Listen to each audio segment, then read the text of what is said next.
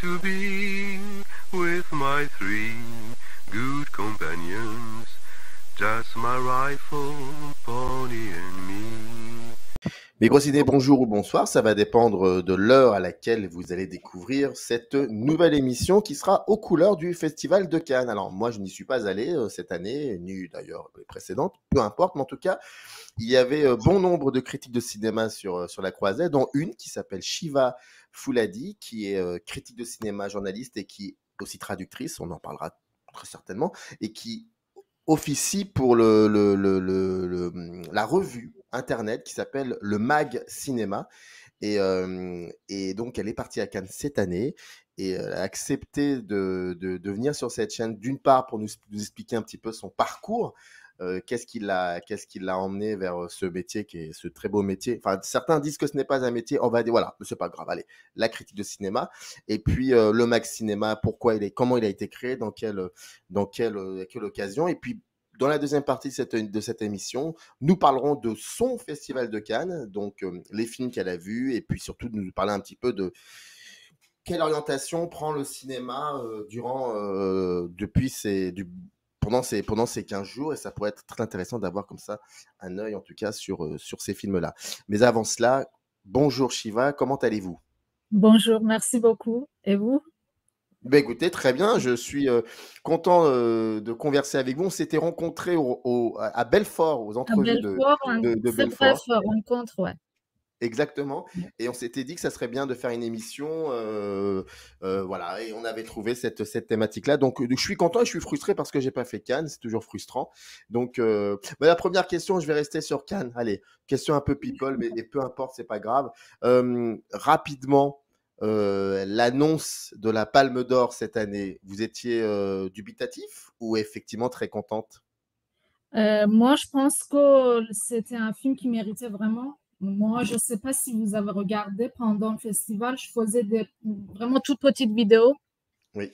C'était pas des vidéos qu'on approfondit la critique, voilà, mais c'était juste sorti de la salle et avec un téléphone portable pour le faire plus rapidement et le diffuser très rapidement tout de suite.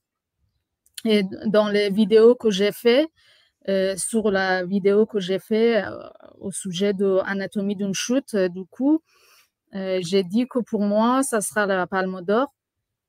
Je l'ai vu à peu près, c'était au début du festival et j'avais pas encore vu les autres films, mais ce film m'a tellement marqué que je me suis dit que c'est quand même un film qui a ses chances. Mhm. Et voilà, c'est une Palme d'Or, contrairement à certains d'autres années que j'étais jamais d'accord avec le palmarès de manière générale. Cette année, c'était quand même mieux, C'était plus intéressant. plus intéressant. Bon, on y reviendra sur ce Festival de Cannes dans la deuxième partie de cette émission, mais tout d'abord, savoir un peu qui vous êtes. Et on va commencer par une question que je pose habituellement à mes invités, pour savoir un peu d'où ils viennent cinématographiquement parlant. C'est l'image marquante. Donc, est-ce que vous auriez une image marquante? Alors, je vais vous raconter un souvenir. Comme on s'était dit, vous m'avez un peu dit brièvement de quoi on va parler dans cette émission, donc j'ai réfléchi. Et en fait, j'étais enfant et je ne me souviens pas quel âge j'avais, mais c'était un soir que tout le monde allait se coucher à la maison, mes parents, mes frères et sœurs. Et j'étais toute seule devant la télé à faire mes devoirs, donc j'allais à l'école. Et je commençais à regarder un film diffusé à la télé.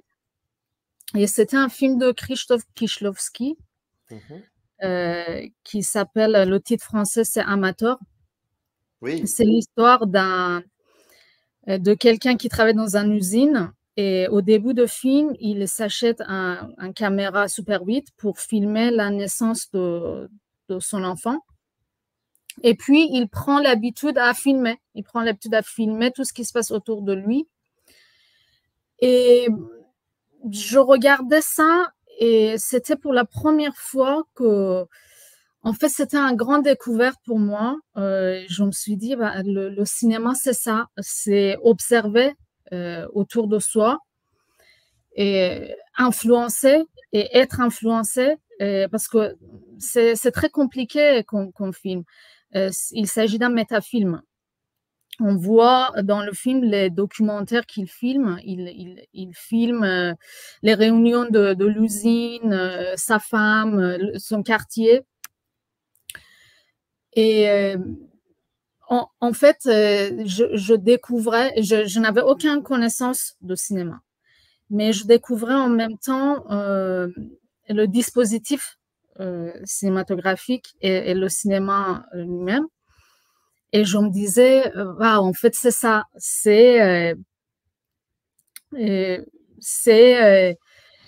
comment on va dire, c'est un rapport avec le monde. Et ce film m'a beaucoup marqué, et je pense qu'aussi après, je suis devenue cinéphile et j'avais envie de découvrir de plus en plus de films. À l'origine, c'est ce film-là, c'est Kieślowski. C'est-à-dire que vous avez été tout de suite sensible par cette mise en scène très atypique de Kieślowski, par cette manière de faire cinéma, ce regard un peu différent. Oui, ça m'a bouleversée en fait. Et ce rapport à la durée, cette notion sur la durée, parce que c'est très kieślowskien, ces va-et-vient, ces allers-retours, est-ce que c'est quelque chose qui a été ensuite, plus tard, dans le cinéma qui vous... Pas forcément le cinéma que vous aimez, mais le cinéma qui vous sensibilise. Est-ce que c'était un élément important? C'est pas un film... Après, je ne l'ai jamais revu, Amateur. Mais j'ai des images assez claires dans ma tête de ce film, de cette expérience. Mais je ne comprends pas très bien de quoi... Le rapport à la durée. Chez Kieślowski, il prend souvent le temps d'installer un cadre, un décor, de faire évoluer ses personnages. Il n'y a pas très souvent, il n'y a pas tellement de cuts, en tout cas dans celui-ci. Et le fait que c'est un film qui prend son temps de dérouler son histoire. Oui. C'est pas un film qui recherche constamment le climax, oui. Oui, ce qu'on appellerait aujourd'hui le climax, voilà. Oui, je dirais pas l'action, parce qu'il y a de l'action à partir du moment où le cinéaste dit action, il y a de l'action. Le film est de l'action. Mais ce fameux climax qu'on voit souvent aujourd'hui, et chez Kieślowski, c'est pas du tout le cas. Donc, est-ce que ça, plus tard, ça a été un moment, ça fait partie du cinéma qui vous sensibilise? Oui, je pense que ça m'a défini, en fait, ça m'a appris et ça m'a défini le type de cinéma que j'aime. Et surtout, c'était un rapport avec la réalité, en fait, qui m'a beaucoup marqué. Que j'ai compris que le cinéma, c'est un rapport qu'on instaure avec ce qui se passe autour de nous, tout simplement. Est-ce que donc à l'époque, c'était... Enfin, vous ne vous voyiez pas écrire sur les films ou quoi que ce soit. Vous étiez vraiment complètement en dehors de tout ça. J'étais complètement... Et j'allais pas au cinéma, en fait. J'allais pas au cinéma, à part quelques sorties scolaires. Mais je commençais à aller au cinéma beaucoup plus tard. Et surtout, avant de commencer à aller au cinéma plus sérieusement, c'était une revue de cinéma. Du coup, j'ai commencé à écrire là-dedans beaucoup plus tard, mais c'était lire la revue de cinéma qui s'appelle Film Monthly en titre anglais, mais c'est un revue publié à Téhéran. Et une fois au lycée, il y avait une camarade qui avait cette revue-là, et j'ai commencé à lire et ça m'a beaucoup intéressée. Et j'ai acheté, et après, je m'abonnais et je lisais tous les mois. Et ça a commencé, en fait, j'ai commencé à m'éduquer à une culture cinématographique grâce à ce magazine.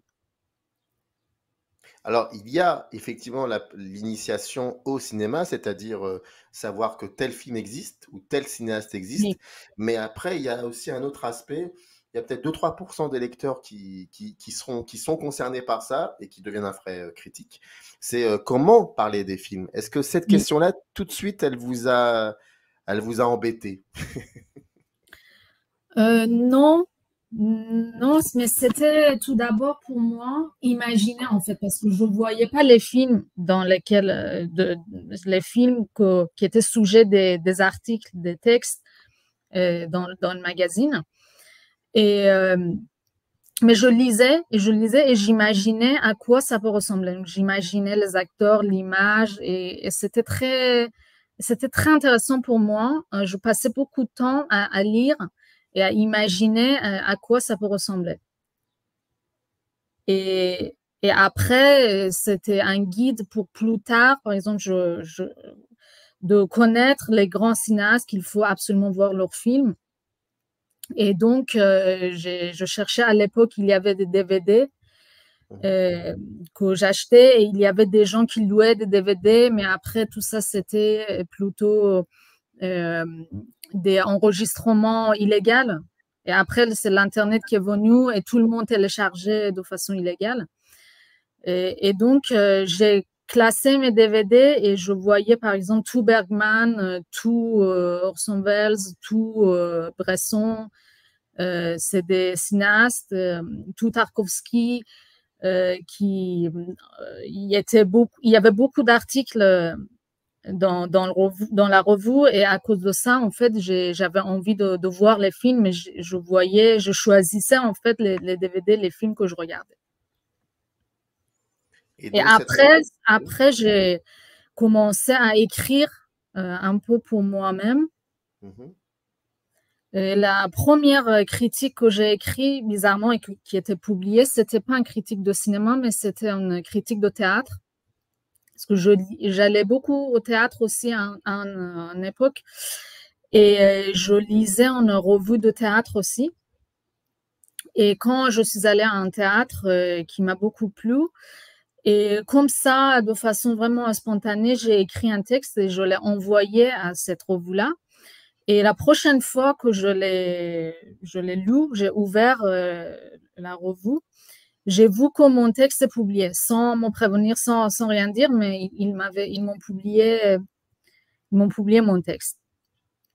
Et si vous voulez que je raconte comment j'ai commencé de travailler un peu avec le film, c'était que j'avais un blog parce que je faisais en fait des cours de français. J'apprenais le français et la traduction m'intéressait beaucoup. Et donc, pour dire comment j'ai commencé à travailler avec Film, la revue de cinéma, c'était que je faisais des cours de français, j'apprenais le français et ça m'a donné envie de traduire parce que j'étais toujours très passionnée de littérature, je lisais et j'ai commencé par la poésie quand j'ai découvert une édition folio de Les Fleurs du Mal de Baudelaire. Et j'étais pas débutante, mais c'était un peu temps que j'apprenais le français. Et je commençais à lire et ça m'a vraiment, c'est un peu comme Kieślowski, une grande révélation, une grande découverte. Et je commençais à traduire juste pour plaisir, pour mon plaisir. Et après, je commençais à traduire d'autres poèmes, d'autres poésies. Et j'avais un blog personnel dans lequel je mettais des petites critiques de cinéma ou mes pensées plutôt. C'était pas vraiment des critiques dans le sens où on fait aujourd'hui, mais mes pensées, mes sentiments par rapport au film que j'aimais et mes traductions. Donc, j'ai publié mes traductions sur le blog. Et un jour, il y a quelqu'un qui travaille dans le revue de cinéma qui m'a contacté, qui m'a envoyé un mail, qui a dit nous, on cherche quelqu'un pour traduire, on cherche un traducteur. Est-ce que ça vous intéresse de nous joindre et travailler comme traducteur? Donc, j'ai commencé. Et d'abord, tout ce que je faisais pour la revue de cinéma, c'était la traduction. Il y avait des pages de l'actualité cinématographique, notamment des nouveaux films qui sortaient, des nouveaux films américains notamment. Et je devais en fait remplir, j'avais 4-5 pages chaque mois à traduire sur les actualités du monde de cinéma. D'accord. Et pendant 1 an à peu près, j'ai fait uniquement ça. Et après, je commençais à faire d'autres choses, à traduire des articles aussi.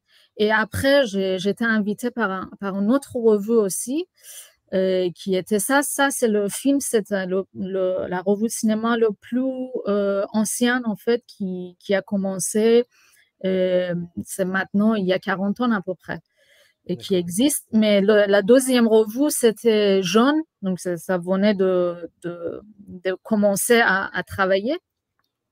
Et là aussi, c'était une équipe Jaune, et qu'on traduisait beaucoup les articles, les textes, les longs textes français, notamment des articles de cahiers de cinéma, je me souviens que je traduisais des textes de Serge Danet ou d'autres critiques français pour cette revue-là.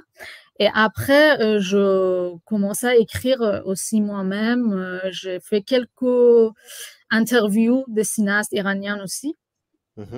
Et tout ça, et après, j'ai fait des livres aussi parce qu'il y avait une maison d'édition qui m'a proposé quand il connaissait mes traductions de Baudelaire, de traduire un texte de Baudelaire qui s'appelle La Fanfarlo. C'était un texte qu'il a écrit avant Les Fleurs du Mal, quand il était très jeune. Et il y avait un autre livre qui est un livre des entretiens de Godard. Ça, je l'ai traduit de l'anglais. Avec qui, Godard? Avec qui? En fait, c'est un ensemble des entretiens Godard a fait avec les journalistes anglophones. D'accord. Qui est rassemblé dans un livre et qui était très intéressant pour moi à connaître le cinéma de Godard et la façon qu'il théorisait en fait son cinéma. C'était un super livre que j'ai traduit. Et juste, je dis en parenthèse que j'avais un nom de plume. En Iran, je ne publiais pas avec mon vrai nom. D'accord. Okay. Et après ces 2 livres-là, j'ai travaillé à peu près 5 ans comme ça avec des livres et beaucoup de traductions et un peu de critique avant que je quitte l'Iran. Voilà. D'accord. Est-ce que quand on traduire, c'est donc se réapproprier un texte original et essayer de conserver le rythme de ce texte dans la traduction. Est-ce qu'avec le recul aujourd'hui, vous êtes critique de cinéma, vous écrivez entre autres au MAG Cinéma, est-ce que le travail que vous avez effectué en tant que traductrice par rapport à ce que je viens de dire, à savoir se réapproprier un texte original, donc se réapproprier un film pour le coup, et essayer d'insuffler un rythme qui serait peut-être le rythme du film, est-ce que ça vous a beaucoup aidé dans votre métier de critique de cinéma aujourd'hui? Oui, c'est très constructif. Et parce que la traduction, c'est vraiment plonger totalement dans un texte. Et donc, on intériorise la pensée et le style de l'écrivain. Et il n'y a pas meilleure façon d'apprendre. Parce qu'on passe beaucoup de temps, en fait, avec un texte. Déjà, on est lecteur, on le lit. Déjà, je lis passionnément. Et après, quand je traduis, je vis avec un certain temps. Et donc, j'apprends énormément. D'accord. Comment vous êtes arrivé sur cette revue, le MAG Cinéma? Alors, c'était à Cannes. Donc, parce que j'allais à Cannes. Je suis arrivée en France en 2014. J'étais étudiante, donc j'ai fait des études de lettres modernes et puis le cinéma. Mais comme dans la revue à Téhéran, il y avait chaque année des grands articles sur Cannes. Donc, tout le monde parlait de Cannes. Cannes, c'est le plus grand événement, c'est le plus important. Et quand j'étais en France, je me disais qu'il faut absolument que j'aille à Cannes. Et du coup, j'ai demandé à mon chef en Iran de m'écrire une lettre pour demander l'accréditation. Et je suis allée à Cannes. Je suis allée première fois en 2015. Et depuis, je suis allée chaque année. Et en 2019, à Cannes, j'ai rencontré Frédéric, qui est le président en fait de Mag Cinéma, parce que c'est une association tout d'abord, et qui est déclinée en site web, chaîne YouTube et d'autres réseaux sociaux. Je vous raconte un peu parce que moi, j'étais pas au début en fait comment ils l'ont fondé, oui, avec plaisir. mais j'ai demandé, oui. J'ai écrit. Il m'a expliqué un peu comment s'est passé le début de Mag. Mais en fait, moi, j'ai commencé en 2019. Du coup, j'ai rencontré quand c'était avant du coup cette application de réservation, c'était à l'époque où on avait de contacts humains. On attendait peut-être 1 heure, 2 heures, 3 heures. On attendait en fait pour voir si on peut avoir une place pour voir un film. Et pendant ce temps d'attente, il y avait des amitiés, des discussions, des liens qui se créaient. Et on parlait de cinéma. Et là, c'était un exemple. Du coup, je commençais à parler avec Frédéric. Et je demandais qu'est-ce que vous faites, comment on demande à tous les gens qu'on rencontre, on demande dans quels médias vous écrivez, qu'est-ce que vous écrivez, etc. Et il m'a parlé de Mag et m'a donné sa carte où il y a l'adresse mail et l'adresse de site web. Et le même jour, du coup, je suis allée regarder et ça m'a plu. Et là, en fait, c'était à une époque où je me demandais est-ce que je peux commencer à écrire en français aussi. C'était une grande question et challenge pour moi, que je me disais que ça fait quelques années que je suis en France, je fais des études, mais c'est pas évident du tout de pouvoir écrire en français. Et je regardais le site web et je me suis dit, ça serait bien si je peux les rejoindre et écrire. Et du coup, les jours à venir, c'était un des films, je pense que c'était un film de Desplechin, Roubaix, une lumière, que j'ai beaucoup aimé.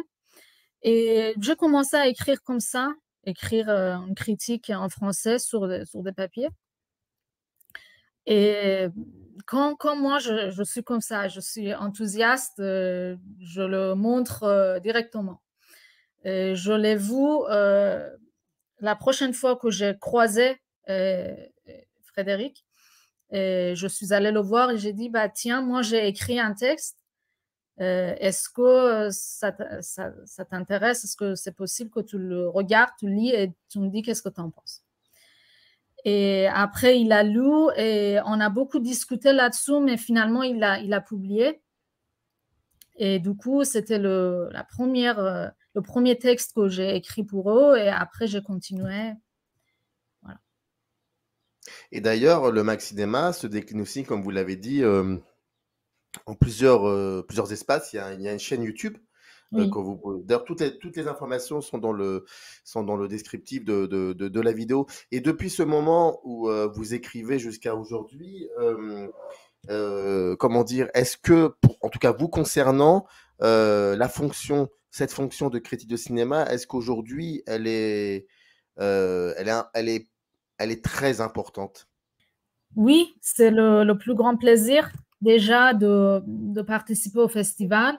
C'est en fait une manière de transmettre la passion, ce qu'on comprend, ce qu'on ressent quand on sort de la salle. Et puis communiquer avec d'autres gens qui comme moi, aiment ou peut-être n'aiment pas, mais ils sont sensibles en fait en type de cinéma qu'on apprécie. Et puis, c'est une activité littéraire quand on écrit. Donc, c'est très important aussi. Parlons maintenant du Festival de Cannes 2023. Juste avant, c'est ce que je disais que je vais parler un peu comment le MAG était créé. Oui, bien sûr, allez-y, je vous en prie, oui, bien sûr. J'ai oublié d'en le dire. Et ça date de 2010 et ça a commencé avec une émission radio. C'était une émission sur RCF Rennes. Et pendant 4 ans, du coup, il y avait 4 personnes qui ont fondé en fait le MAG, qui faisaient la radio. Et puis après 4 ans, c'est arrêté à cause du changement de directeur de radio. Mais quand l'émission radio en 2014 s'était arrêtée, ils ont créé le YouTube et le site web. D'accord. Voilà. D'accord. Et depuis 2010, avant Cannes, ils ont commencé à aller à Dinard. C'est un festival qui est pas loin de Rennes. Et après, à partir de 2011, ils sont allés à Cannes. Dinard, c'est le festival du cinéma britannique de Dinard. Oui. Géré entre autres par notre ami Gilles Liancan, que l'on salue. C'est un ami, justement, on s'est croisé à Cannes. Oui, un ancien critique de cinéma d'ailleurs, pour le coup. Le festival de Cannes cette année, toute compétition confondue, hein, quinzaine, acide, semaine, etc., certains regards, etc. Aujourd'hui, avec quelques jours après, au lendemain, quelques jours après la fin du festival, est-ce que vous pouvez nous dire un peu un aperçu de vers quoi le cinéma cette année était orienté? Quelles étaient les thématiques que l'on retrouvait souvent dans les films? Est-ce que il y a eu, selon vous, de très belles propositions, qu'elles soient formelles?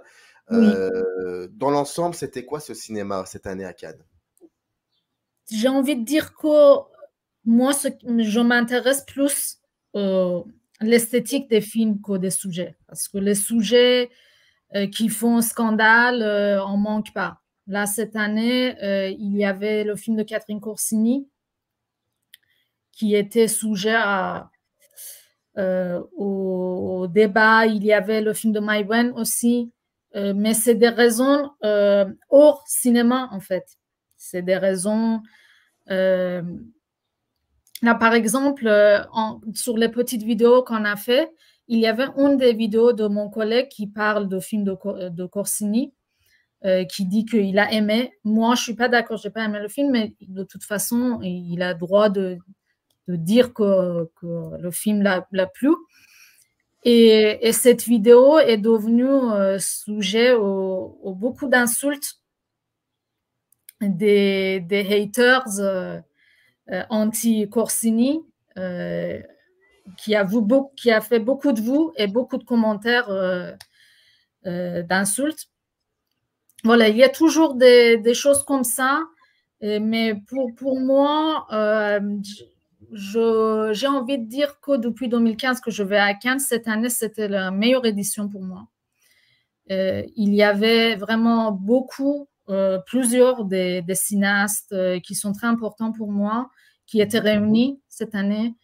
Il y avait Aki Kaurismäki, qui est un des plus importants, plus grands cinéastes pour moi. En tout cas, moi, j'ai vu à peu près tous ses films et beaucoup aimé. Et c'est la première fois que j'ai pu le voir de près. J'ai participé à sa conférence de presse. J'ai pu lui parler et voir son film à Cannes. C'est un grand événement, surtout que, comme toujours, il ne m'a jamais déçu. C'est un film que j'ai beaucoup aimé. Et il y avait Ceylan aussi, un très grand cinéaste que j'ai beaucoup aimé tous ses films. Voilà, il y avait Ken Loach. Peut-être pas beaucoup de gens n'aiment pas, mais moi, je fais partie des gens qui aiment le cinéma de Ken Loach. Et j'ai beaucoup aimé son film aussi, et c'était important pour moi d'y être et voir ce film en première projection. Et non, le film de Justine Triet qui a gagné la Palme d'Or, c'est très, très intéressant. Et je n'attendais pas parce que j'ai pas beaucoup aimé son film précédent, Sibylle, que j'avais vu à Cannes aussi. Mais là, je trouve que c'est c'est perfectionné en fait, sa pensée, la façon qu'elle fait le scénario. et sa mise en scène aussi, tout est parfait. Dans l'ensemble, si on prend les différentes compétitions du Festival de Cannes, Ouais. est-ce que vous pouvez nous dire un peu au niveau des programmations, Oui, comment dire, est-ce qu'il y avait une ligne directrice? Est-ce qu'il y avait quelque chose qui sortait de cette, par exemple, de la compétition de la oui, sélection officielle, les oui. films qui étaient en sélection officielle, est-ce qu'on pouvait, est-ce qu'on peut faire une espèce d'état des lieux très, très court, hein, très bref, sur comment était utilisé le cinéma finalement par l'ensemble des cinéastes? Est-ce qu'il y avait comme ça une ligne conductrice, une espèce de direction Mm. ou alors il y avait de tout? Il y avait de tout finalement. C'est très complexe comme question. Mhm. Mais moi, j'ai vu 19 films en compétition.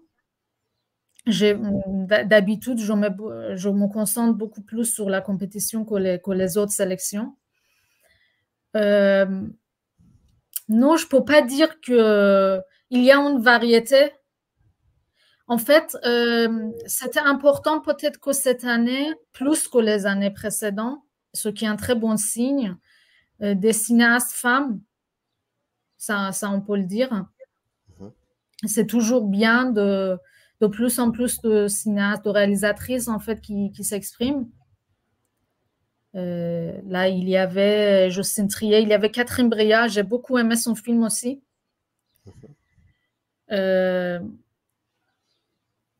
Après, sur le thème, par exemple, il y avait dans le film de Koreeda et Jeland, les deux avaient le sujet de harcèlement scolaire, par exemple. La première partie du film de Jeland parle de ça parce que c'est l'histoire d'un prof. Non, je peux pas dire que vraiment il y a une homogénéité ou il y a un sujet unique qui rassemble les films de la compétition. Je pense que c'est plutôt cette diversité en fait qui intéresse les sélectionneurs pour avoir un peu de tous les des différentes cultures, des différents sujets. Voilà. Quels sont les films qui vous ont le plus marqué, toutes compétitions confondues là pour le Oui, coup? oui. Alors, j'aimerais commencer avec Cannes classique. C'est une sélection de Cannes qui m'intéresse beaucoup et chaque année, j'essaie de voir au moins quelques films, même si la compétition prend beaucoup de temps. Mais j'essaie de faire attention à ça et voir des films très intéressants, des films restaurés qui sont choisis pour Cannes classique. Cette année, j'ai vu deux. J'ai commencé en fait le festival avec L'amour fou, un film de Jacques Rivette. L'année dernière, c'était La maman et la putain. Et cette année, c'était L'amour fou que je connaissais pas, j'avais pas vu avant. Et un chef-d'œuvre, un grand chef-d'œuvre de 4 heures, vraiment magnifique, qui mêle en fait le théâtre. Ça parle beaucoup de théâtre parce que je ne sais pas si vous connaissez ce Oui, film. je l'ai vu dans une très mauvaise copie, donc c'est pour ça que Oui, je vous envie, mais je connais très bien, oui, je connais très bien ce oui, film. heureusement, il va sortir. De toute façon, les films Ah bah oui. restaurés qu'on voit à Cannes, ils vont sortir après. Effectivement.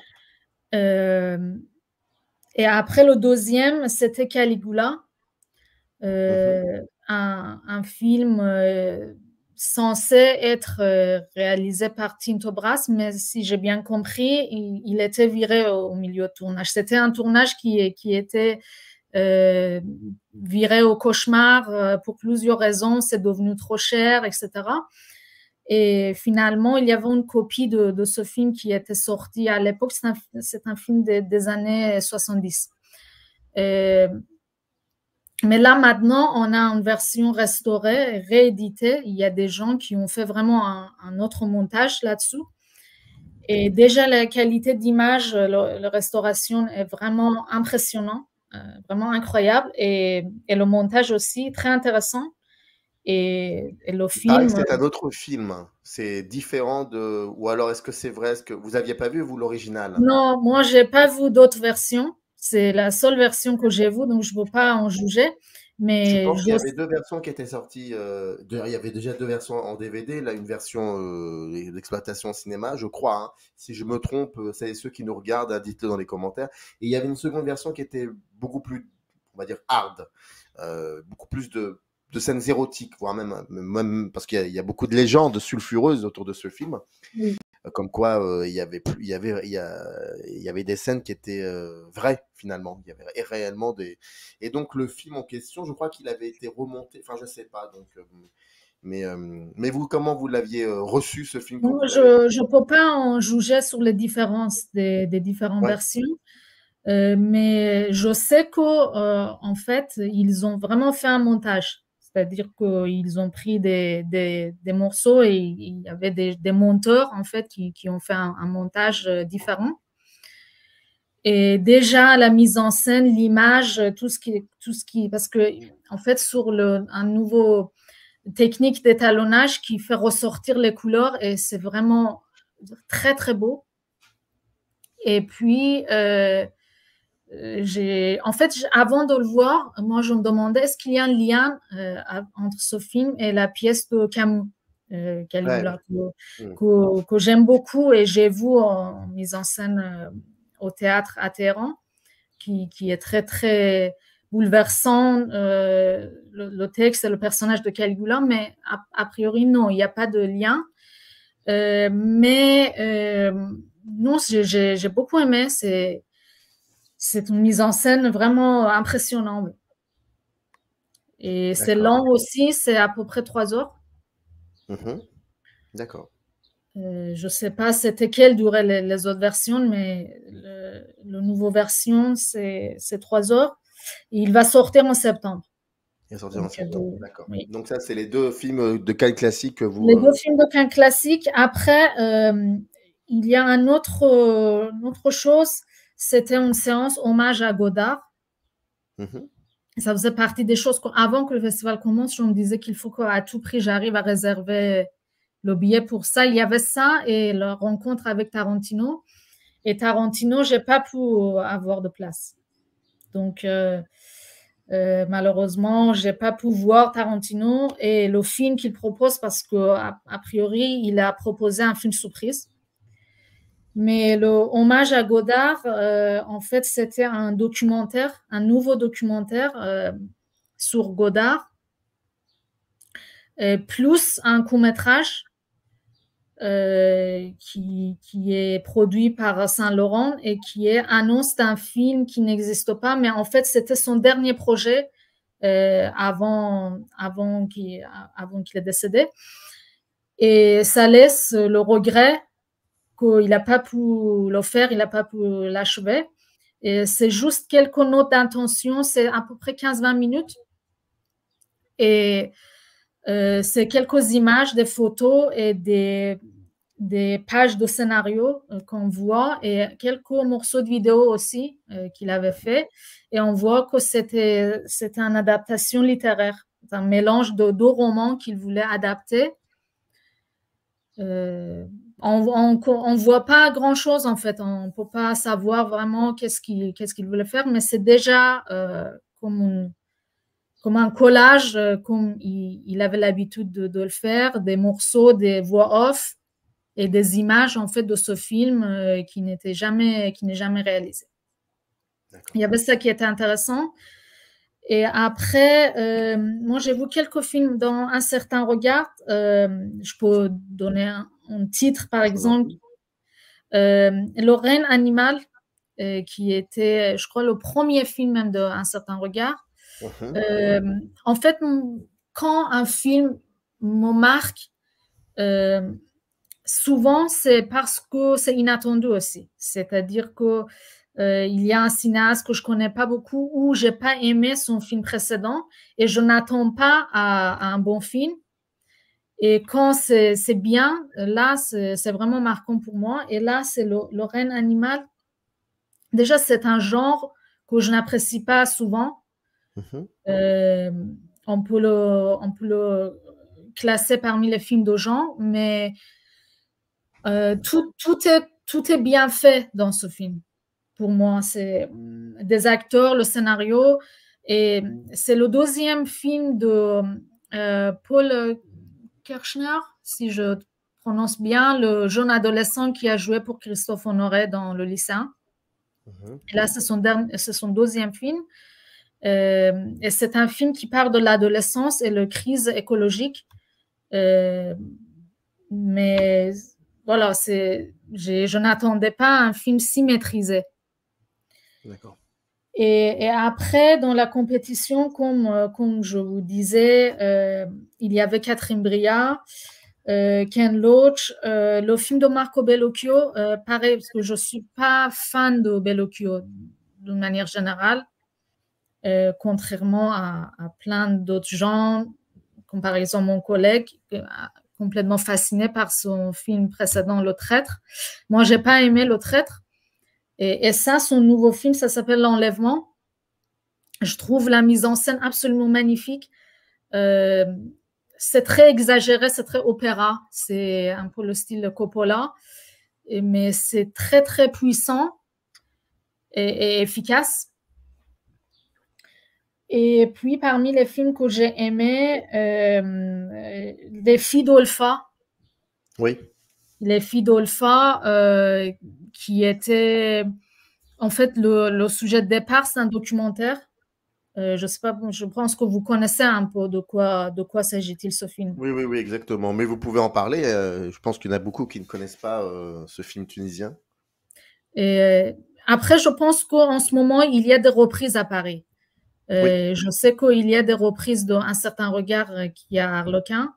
Il y a d'autres reprises qui sont par-ci par-là, notamment ce film-là, Les Filles d'Olpha. Il y a à Marseille aussi, ça fait partie de Feed. Et en tout cas, c'est un documentaire très, très atypique, basé sur le mise en abîme. Et ça montre, c'est au sujet d'une famille, une mère et ses filles. Et déjà, c'est très, très féminin. On voit les filles dans leur quotidien, dans leur rapport entre filles. Et cet aspect documentaire est absolument, ça fonctionne, vraiment, c'est absolument puissant. Et après, il y a des procédés de mise en abîme qui se rajoutent parce que il y a des actrices qui viennent se présenter et dire qu'on va jouer le rôle de ces vrais personnages dans certaines des scènes. Et il y a ces allers-retours entre les scènes jouées et les vraies. Il y a plusieurs couches en fait de réalité jouée ou réalité réelle. Et ça m'a beaucoup intéressée. Ça fait partie des films que j'ai beaucoup aimés. Et après, il y a le film de Kaurismäki et le film de Ceylan. Honnêtement, jamais à Cannes, j'ai eu autant de films parfaits ou de films qui m'ont plu beaucoup. Mais pour revenir au film de Kawther Benania, Oui. je crois que c'est un procédé qu'elle reprenait déjà dans un de ses premiers films, Le Chalat du Tunis, où ça mêlait documentaire et fiction. On ne savait pas trop ce qui était vrai ou ce qui n'était pas. Enfin bref, même si l'histoire était bien réelle. Donc il y avait de ça. Vous disiez que concernant la sélection officielle, ça faisait des années, ça faisait un certain temps que vous n'aviez pas vu une si belle édition. Pour moi, oui. Après, ça dépend de mon goût. Mais pour moi, oui. Depuis 2015, pour moi, c'était le meilleur. C'était le meilleur. Et pour terminer l'émission, les films récompensés cette année pour la sélection, est-ce que dans l'ensemble, selon vous, c'était très représentatif de la richesse des propositions que de la sélection officielle? Plus ou moins. Plus ou moins. Moi, à peu près, je donnais des prix à tous ces films-là qui sont récompensés, mais dans un ordre peut-être différent.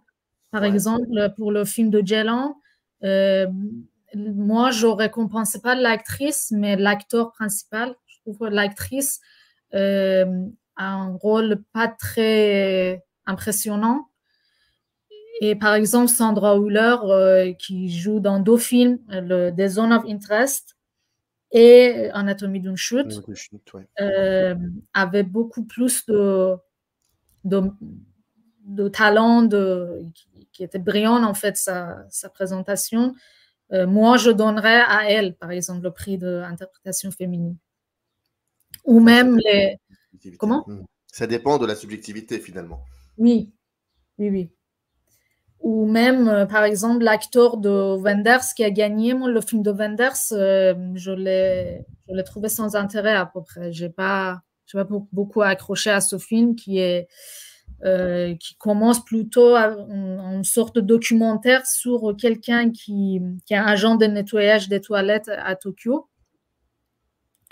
Et ça continue comme ça. Pour moi, c'était pas partie de mes films préférés.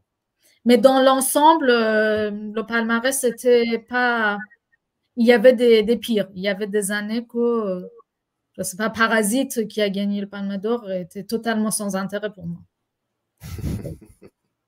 En tout cas, vous nous conseillez vraiment l'anatomie d'une chute du Justin Triet, où c'est vraiment un film important. Vous disiez que c'était la Palme d'Or pour vous. Oui.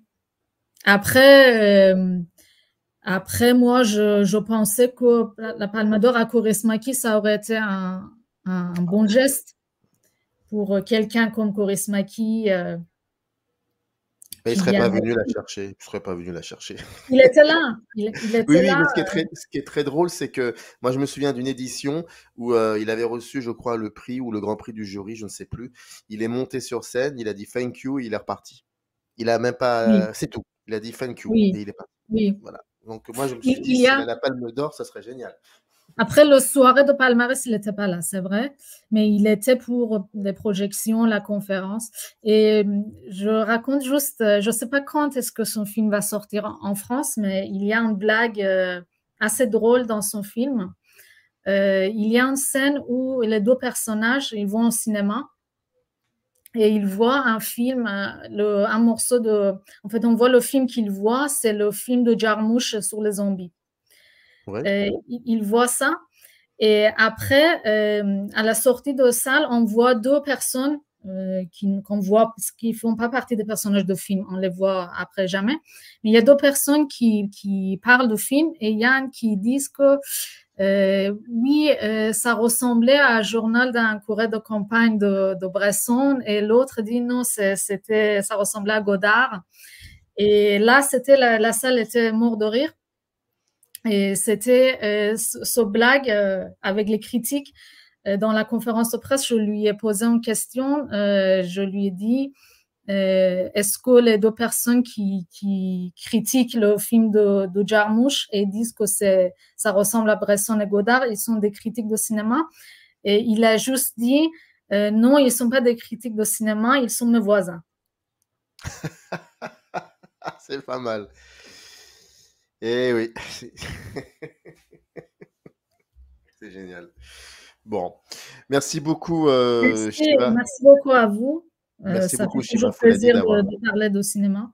Merci à vous, Shiva, et puis à très vite. Merci à vous. Merci. Bonne journée. In the canyon, that's where I long to be, with my 3 good companions. Just my rifle, pony, and me.